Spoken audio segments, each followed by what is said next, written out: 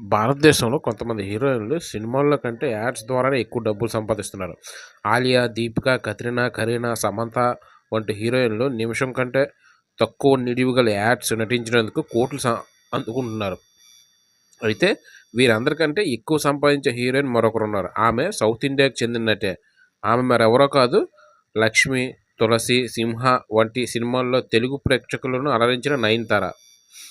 భారతదేశంలో అత్యధిక పారితోషికం తీసుకునే నటీమణులలో ఒకరిగా నయనతార అవతరించింది. ఈ ముద్దుగమ్మ ఇటీవల 50 సెకన్ల యాడ్ కోసం ఏకంగా 5 కోట్లు వసూలు చేసి కొత్త బెంచ్ మార్క్ సెట్ చేసింది.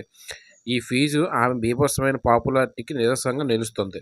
నయనతార ఎండార్స్మెంట్ లేదా సపోర్ట్ కోసం బ్రాండ్స్ ఎంతగానో పాకులాడుతున్నాయో దీన్ని బట్టి మనం అర్థం చేసుకోవచ్చు.